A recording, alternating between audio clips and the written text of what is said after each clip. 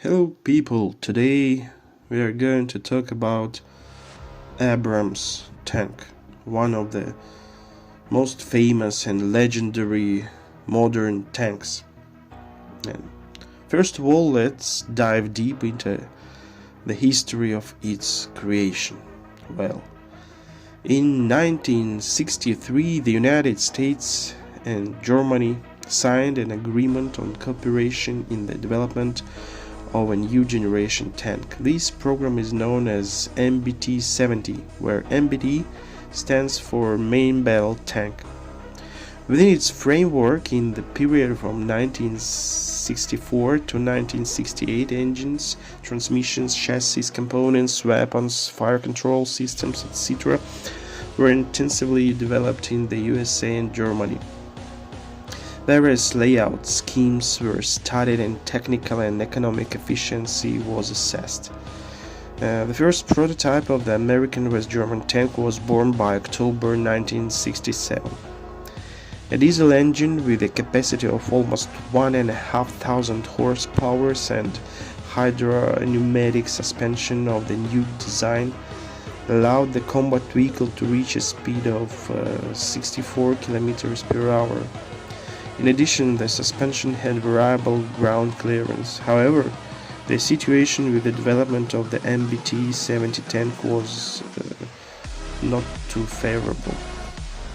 The fact is that even at the beginning stage, at the design stage, the partners had significant differences in their views on the main armament of the tank. According to the American side, the tank's armament should have consisted of a 152mm missile and cannon complex, which allowed firing both conventional 152mm shells and missiles Schleyer, anti-tank guided missiles. The Germans in turn insisted on using a specially designed 120mm rifled cannon.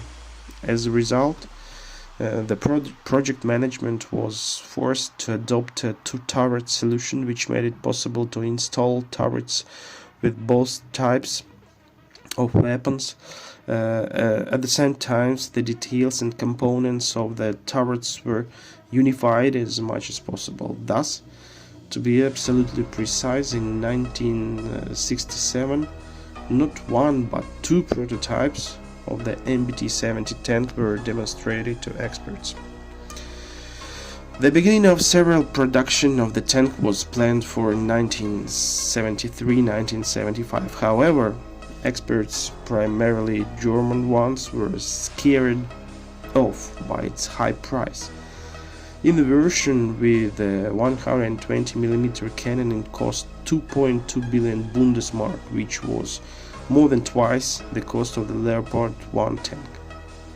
Officially, American West German work on the MBT-70 tank was discontinued on December 31, 1969. After completing the joint work, the US military proposed to the US Congress to allocate funds for the continuation of the design of a new generation tank based on the MBT-70. It was a simplified version of the latter, which received the designation XM803. The main efforts in its creation were focused on reducing the cost. The engine power was reduced for greater reliability, and the automatic loader was improved by General Motors for the same purpose. In order to reduce the cost and facilitate maintenance, many other improvements and simplifications were made. However, despite all the alterations, the cost of the tank decreased slightly, by only $100,000. As a result, further work on the tank was considered impractical, and in November 1971, the US Congress stopped funding. At the same time, it was recognized necessary to continue work on the creation of a new generation tank. In February 1972, a special research group was organized. Its task was to develop requirements for the main battle tank. The result of the work of the research group was the Material Requirements, published in August 1972. This document represented the military's vision of a new main battle tank.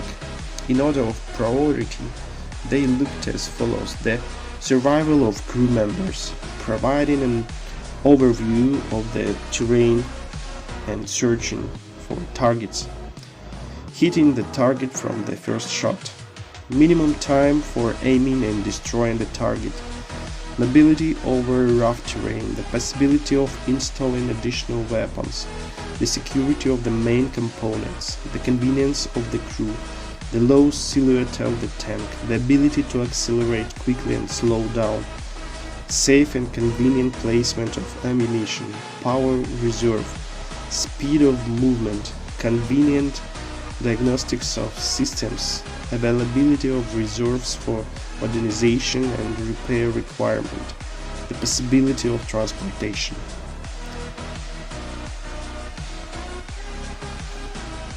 The US Army took an unusual step in the R&D process by offering the development and manufacture of prototypes of combat vehicles to two different companies, so that they could then choose the best one based on comparative tests. It was believed that competition would improve the characteristics of a promising tank at lower financial costs. And in January 1973, the program for the development of a new tank was finally approved. It provided for three main phases of the machine's creation. The first was the selection and approval of one of the two competing prototypes. The second was a full-scale technical revision of the approved project, and the third was mass production. In July 1973, the American delegation visited the British Army Research Center, where they got acquainted with the new special tank armor. American work in the field of composite armor protection focused on the use of glass ceramic inserts between steel armor plates. The British composite armor used ceramic, aluminum and steel sheets bolted together. Such armor provided better projectile resistance against cumulative and armor-piercing sub-caliber ammunition. During the American visit, an agreement was signed on the transfer to the United States of the technology for the production of Chopham armor, which received the name Burlington overseas.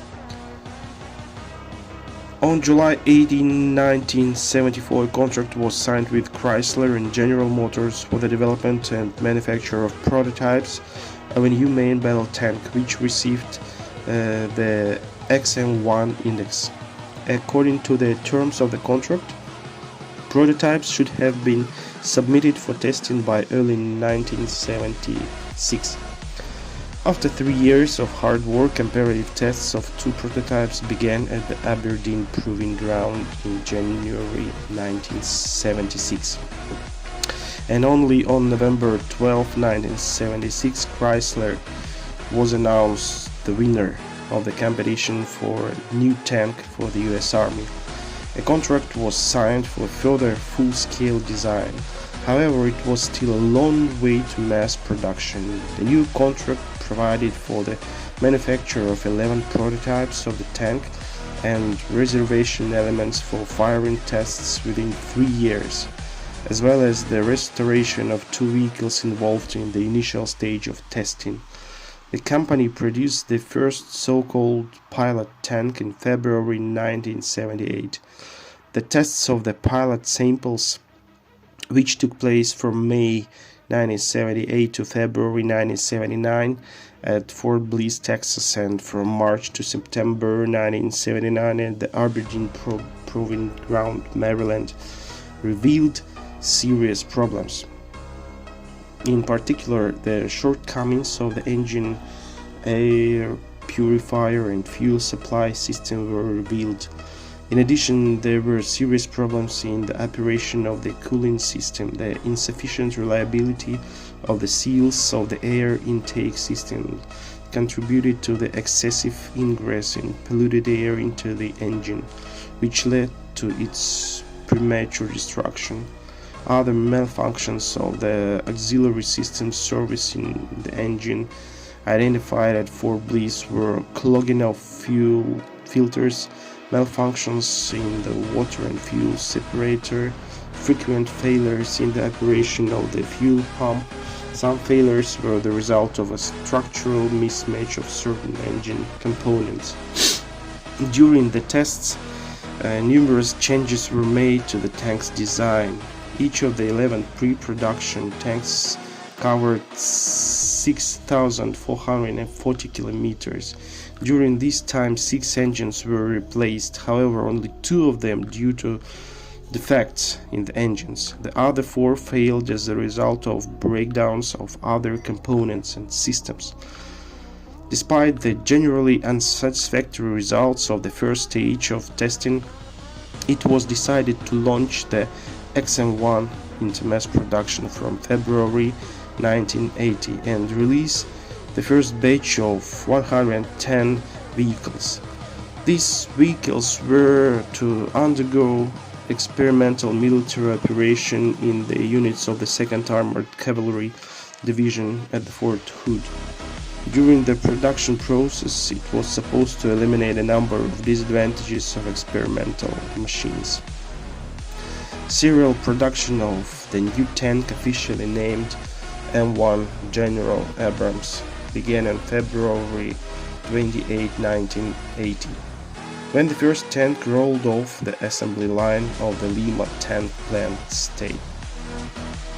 The vehicle received its name in honor of General Creighton Abrams, who commanded the 10th Battalion during World War II.